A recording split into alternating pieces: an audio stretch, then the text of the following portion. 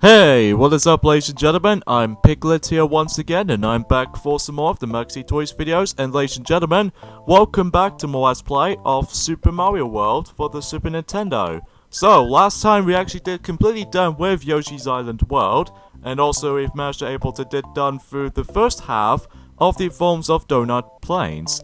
And today for this episode is the fact that we're going to be hopefully finishing up with the Forms of Donut Plains world, and then we would able to actually complete the most of the majority of the levels, including secret exits as well. Well, at least some of them anyway. So with that being said, let's get started right there, back into Donut Plains 2, but this time around though, we'll go for the normal regular exit this time around, because even then, we've already, experienced the forms of the secret exits before, so if that's the case, then, you get the idea.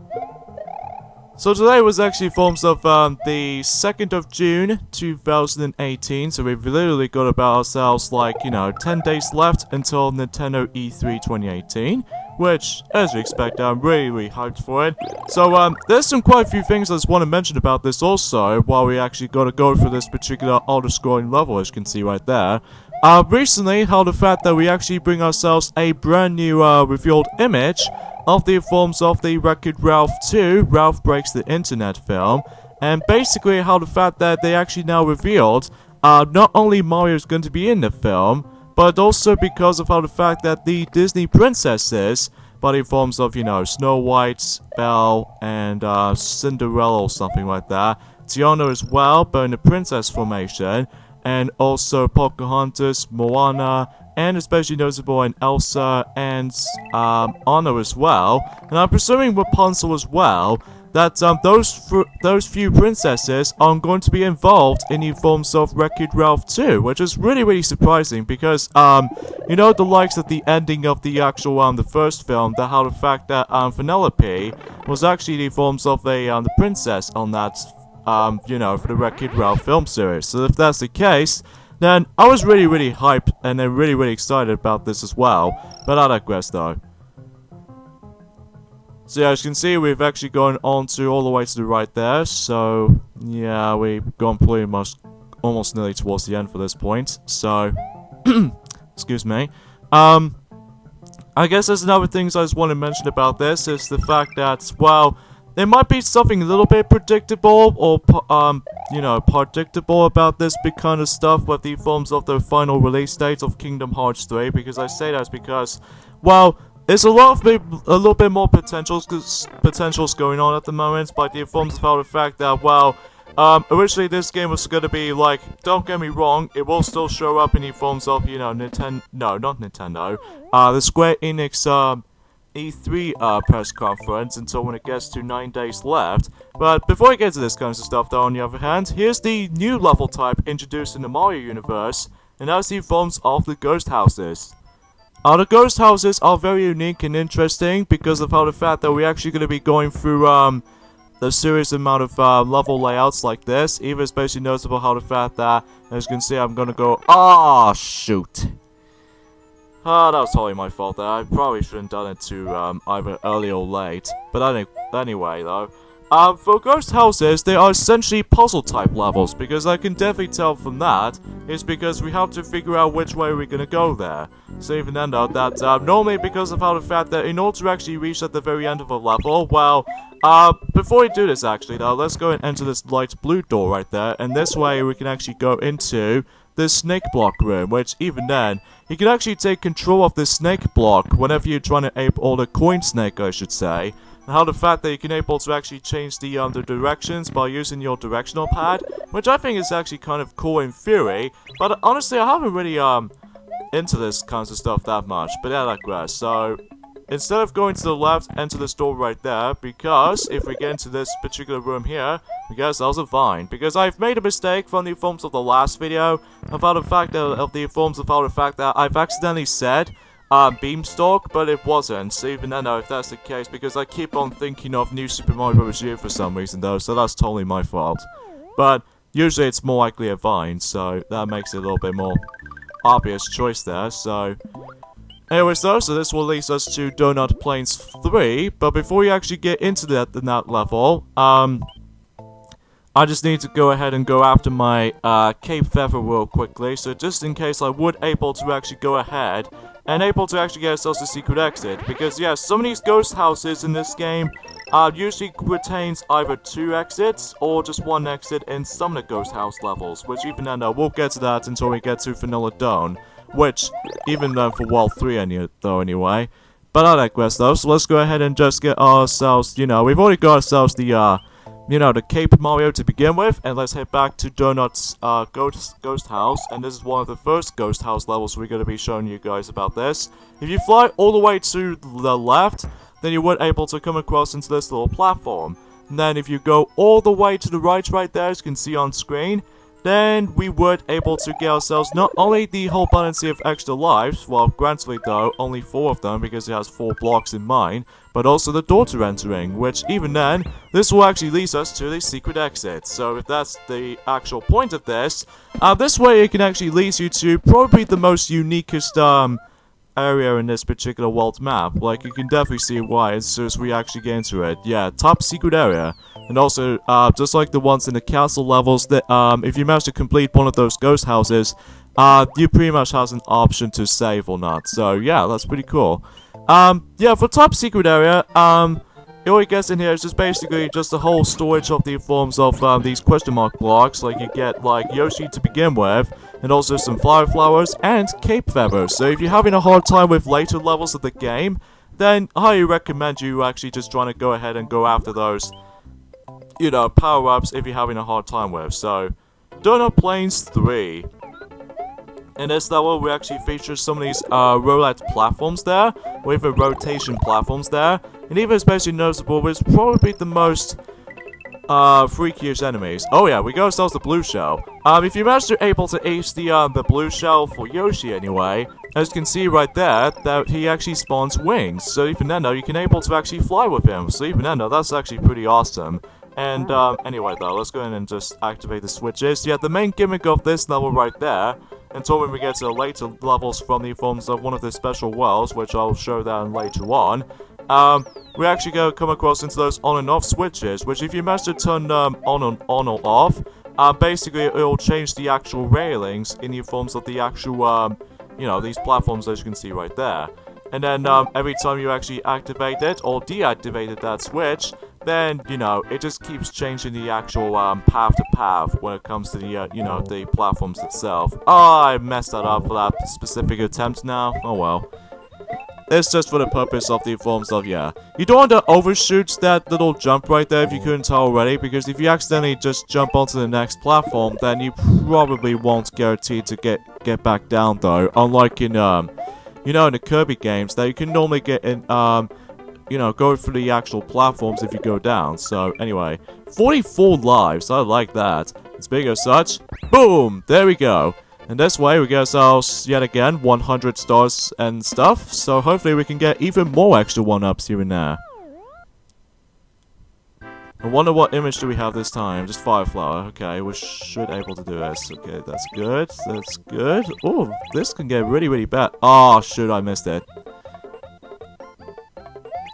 There's no way I can get the perfect though, but oh well. At least as far as I'll take, just 4 1-ups, as far as I'm aware for that, so yeah, it's nothing too major, or even just, yeah.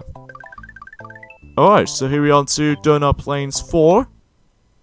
In this level, we're actually going to be, come across into the forms of, oh, we got ourselves a dangerous shell right there, by the forms of the rainbow shell. I think it's basically a shovelware, and, oh, I got myself Wing Yoshi, and not to mention we got ourselves a Stomp Yoshi, and especially noticeable by the forms if we actually spew this, shell out, well, Plutterpoos everywhere, well, fireballs to be specifically.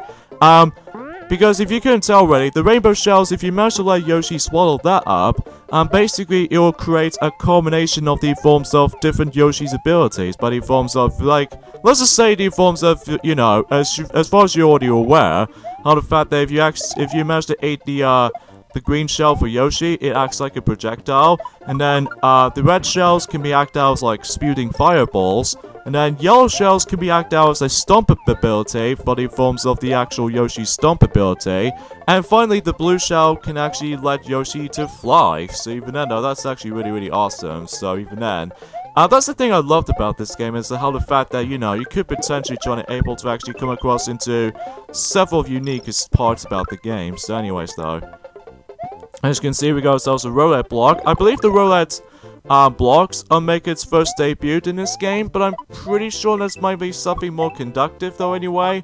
Or perhaps it's maybe because of how the fact that I was keep on thinking of some of these things right. So anyways, let's go and fly all the way over there, and boom, level completed. Even though I haven't really got that much stars, though, when it comes to touching that little bar thing at the actual between those poles there.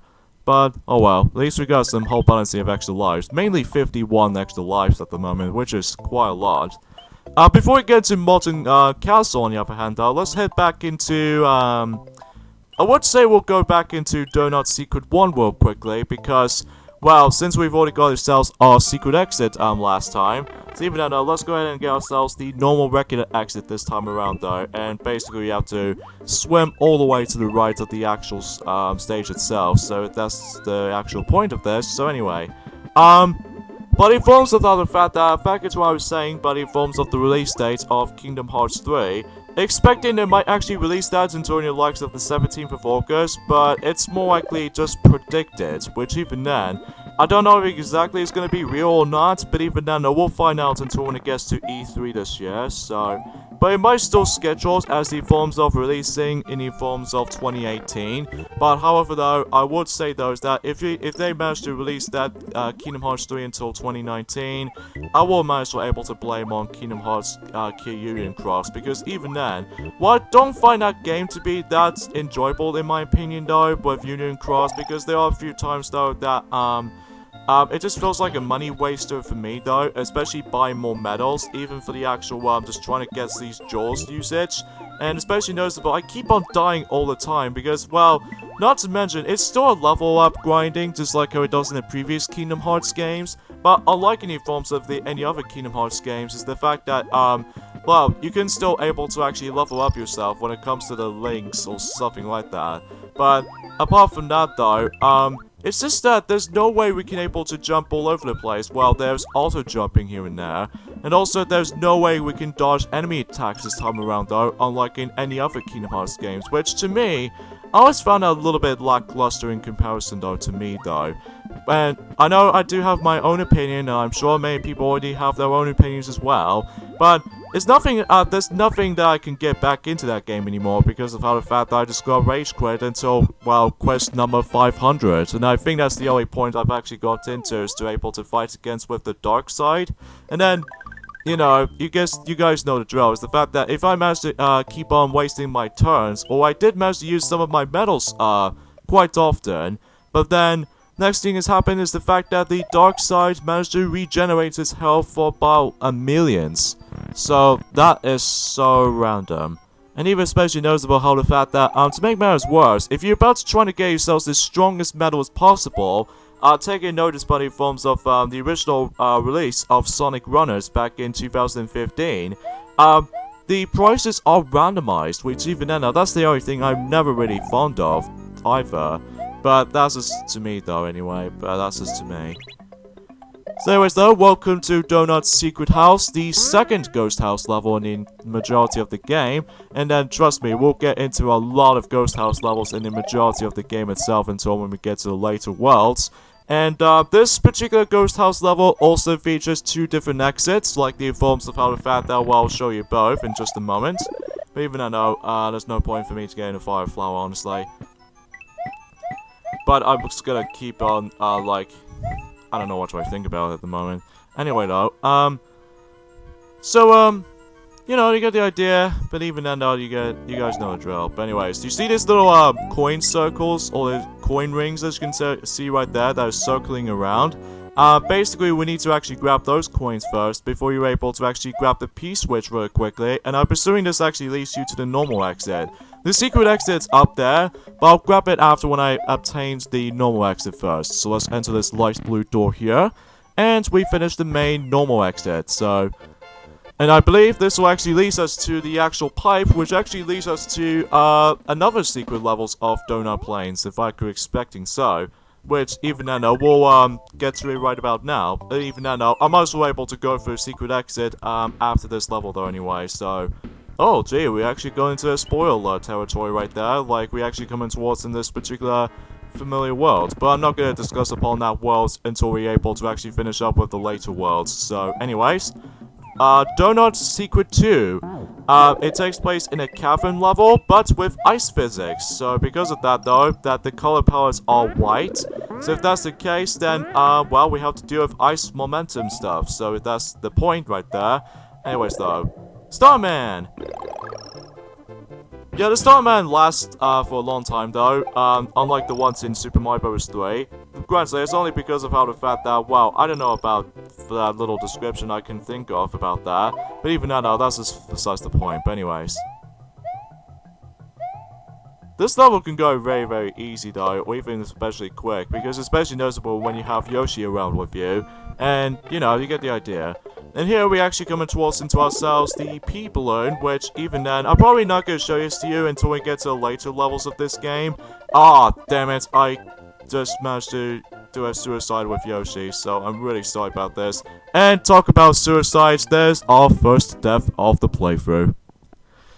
It happens sometimes, it really happens, especially noticeable for the actual, Let's Plays to be like this, but even then, no, that's besides the point. Unlike the ones in the forms of several other YouTubers out there, they managed to able to actually did this in a no-death run, but even then, I could imagine how the fact that if we managed to be able to do a no-death run of this playthrough, then it will be an ultimate challenge.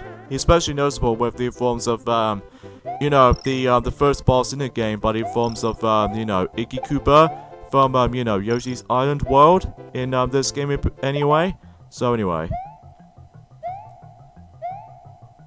So, yeah, I don't know how the fact that what the release date is going to be like for Kingdom Hearts 3, honestly. But anyways, for P-Balloon, if you manage to obtain that, Mario will transform into a, like, somewhat of a balloon type of shape.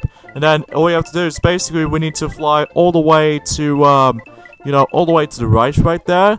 And, well, you can able to actually fly with it, just like how it does in the forms of in Cape Mario, except the fact that it doesn't go way too fast, but it usually goes slower. But, even then, though, it still looks pretty cool, though. But even then, though, yeah. Of course, that, P-Balloon will technically make a return until when it gets to Super Mario 64 DS for the Nintendo DS. Because of that game, that usually you utilize 4 playable characters, like, you know, Mario, Luigi, Wario, and Yoshi, that if they manage to obtain their special flower power-ups, they can gradually give us a special abilities, which even then, that was before, well, after this game's release though. Well, since this game first came out during the likes of well, 1991 for North America, and then 1992 in Europe, and even 1990 for Japan or something like that. Although, let me know in the comments below if I managed to get the release dates correct or not, but even then though, anyways. Back to Donut's secret house real quickly, because it's time for the secret exit. In fact, getting to the secret exit's not that far from there though, because of that though. Most of these levels though, I'm gonna have to admit though right away, can go really, really quick though. Especially noticeable, I just pretty much done with some of the speedrun tactics at times. But even then though, that's some of the most of the levels until we get to later on, is the fact that I'm probably not gonna achieve some of the speedrun tactics I might as well able to consist of. But we'll see what happens there, we'll see what happens. So anyways, you know this little P-switch that I was on about? Especially noticeable how the fact that this will actually activate those other 3 blocks, or how many blocks does it usually unleashes with this? I'm presuming it's, oh, okay, it's 3. And if you manage to hit the you know, one of those turning blocks in the middle one, this will create a vine, and if you enter this light blue door, we actually come across into a mini boss fight for once. We have a Big Boo. And basically, all you have to do in order to actually just manage to hurt the Big Boo is to be able to actually carry those little blue block stuff, which, you know, you've already saw those during the likes of in the forms of Donut Secret 1. And the fact of the matter is you can able to actually keep a hold of that, but when it starts flashing, and then if you hold it for too long, it actually depletes it.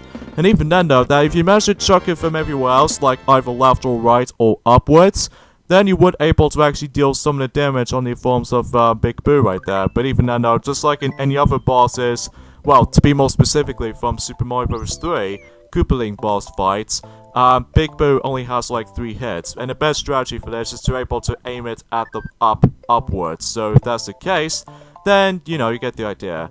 And this way you can actually get into the Star Road, which, somehow I'm probably not going to tackle through Star Road until when we finish up with World 6, because I'm going to tell you that right about now, because, well, I'll explain more on that later when we actually, almost nearly towards the end of this game. And now we're moving on to the second castle in this game, by the forms of Molten Castle. In this way we actually come across into the introduction to these little flimps, a mini counterpart of Thwomps. But even then though, they usually just bounce back and forth between left or right, and even then though, that you have to basically just try to avoid them. And even then, speaking of Thwomps, here they are. Those Thwomps makes a return ever since, you know, in Super Mario Bros. 3, in addition to Dry Bones right there. In fact, you can now easily kill the, Dry Bones this time around though, because thanks to the actual overpowered cape, that, you can definitely guarantee you can able to now finally, kill them with your cape, twirling ability, or in this case, just trying to easily spam your, cape, button until you're able to actually just, you know, trying to kill them. Which is pretty cool if you must say. Well, usually as far as I can think about it. So, yeah, that's what I can really talk about for this point, folks, because even then, I would say for this matter, though, is the fact that I could probably explain more details about the fact that why I've managed to able to actually do a redo Let's Play of this game. Well, usually I've already explained about this, for the most part, though. Well, because of that, though, I did have several delays between a couple of months back in the day whenever we got into this game. Well, before any forms of, the next couple of Let's Plays is about to be happening, like the forms of, you know, Mario Party 10, and even especially noticeable with the forms of several other games is worth tackling through, and even Monkey Ball Banana Blitz, Step and Roll, and Super Monkey Ball 3D, that we did manage to redo Let's Play of those, but, they're all in a pretty alright quality. It's just how the fact that with the forms of like Step and Roll, for example, that it does have a pretty bad Let's Play execution when it comes to able to not only trying to deal with the gameplay performance, but also because of how the fact that the music is obnoxiously loud, and even especially noticeable how the fact that you can't hear my commentary very, very well.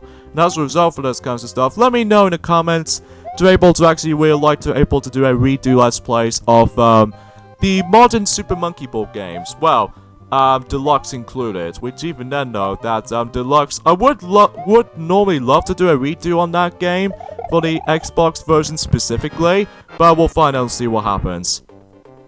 So here we go, folks. This is the forms of Molten Koopa Jr. boss fight. All you have to do is basically, it's very simple. We need to basically jump on its head 3 times, and that's all we have to do here.